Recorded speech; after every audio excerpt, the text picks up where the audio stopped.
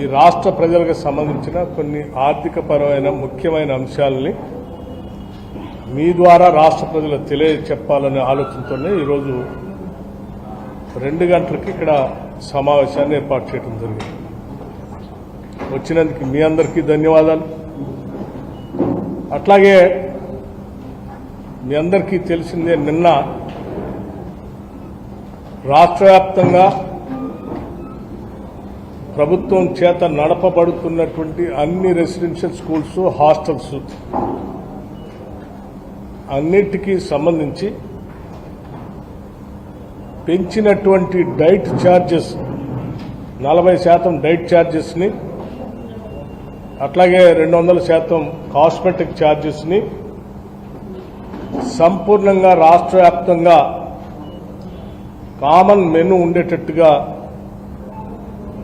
అన్ని హాస్టల్స్లో ఒకటేసారి నిన్న లాంచ్ చేయటం జరిగింది. దీంట్లో భాగంగా గౌరవ రాష్ట్ర ముఖ్యమంత్రి వర్యులు రేవంత్ రెడ్డి గారు,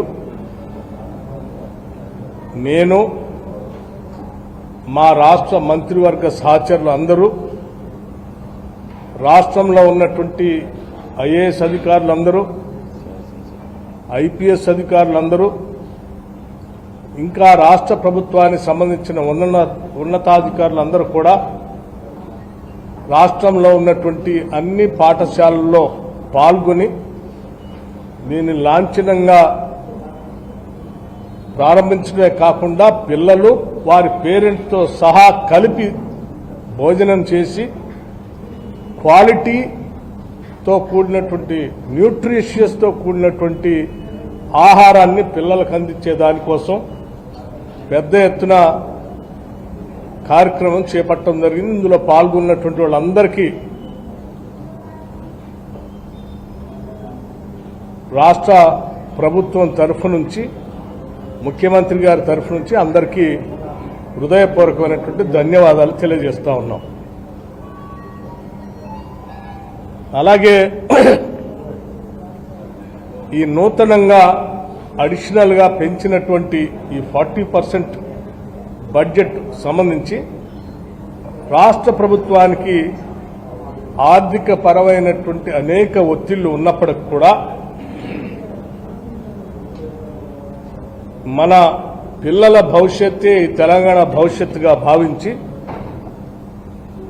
ఈ రెసిడెన్షియల్ స్కూల్స్ అన్నీ కూడా విజ్ఞాన భండారాగారాలుగా, ప్రపంచంతో పోటీ పడేటువంటి మానవ వనరులుగా తీర్చిదిద్దాలనే ఆలోచనతో అదనంగా 541 కోట్ల భారం సంవత్సరానికి ప్రభుత్వంపై పడుతున్నప్పటికి కూడా దీన్ని అమలు చేయడానికే రాష్ట్ర మంత్రి మండలి నిర్ణయం తీసుకొని ముందుకు పోయింది అని ఈ సందర్భంగా మీ అందరికీ మనం చేస్తా ఉన్నాం. అలాగే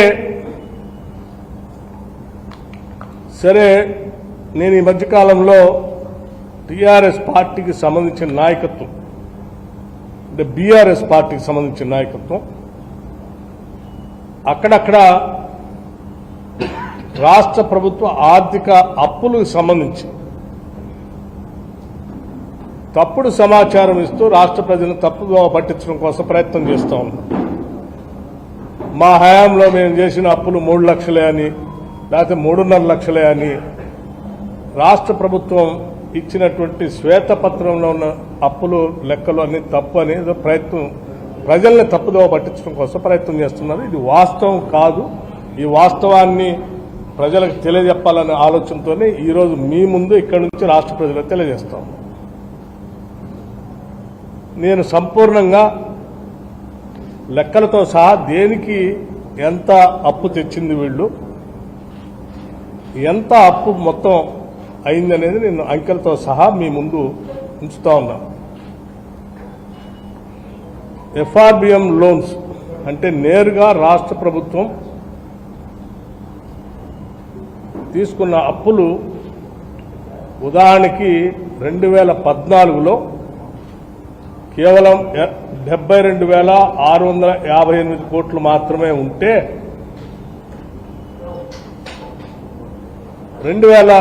24 అంటే 31/3/2024 కల్లా 3,89,673 కోట్లు నేరుగా కమర్షియల్ బ్యాంక్స్ నుంచి ప్రభుత్వమే నేరుగా తీసుకున్నట్టుంటాం.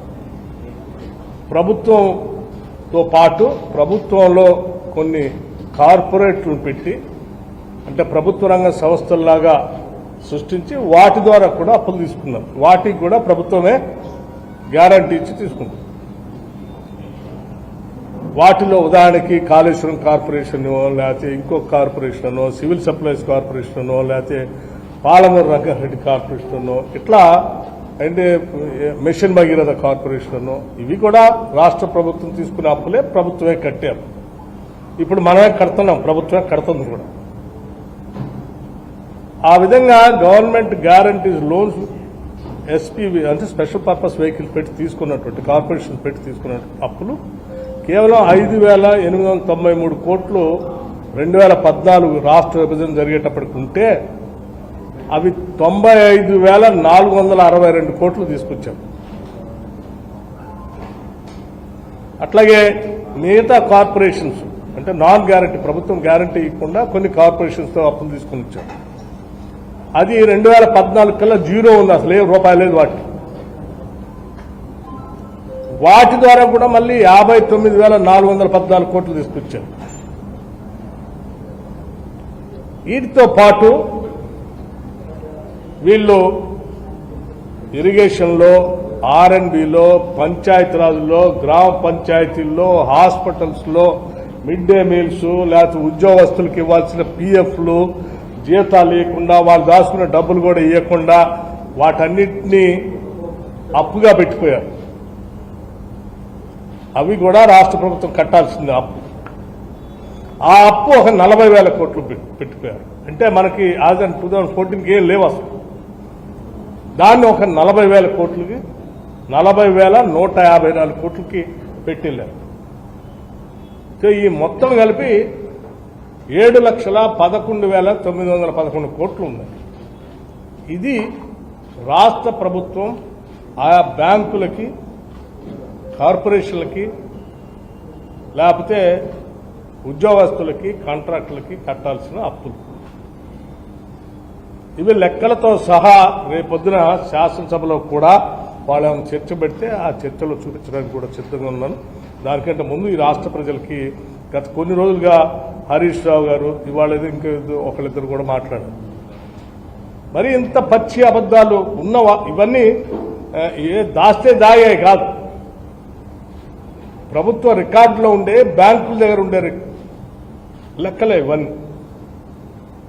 సో ఇది ఒక వాస్తవ పరిస్థితి.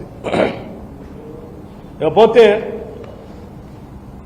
మీరు హిట్ టీవీ యాప్ ని డౌన్లోడ్ చేసుకోండి. ఇందులో short news, live news, entertainment movies అన్ని అవైలబుల్ గా ఉన్నాయి. Please download hit TV app. Hit TV app ని ఫ్రీగా డౌన్లోడ్ చేసుకోండి.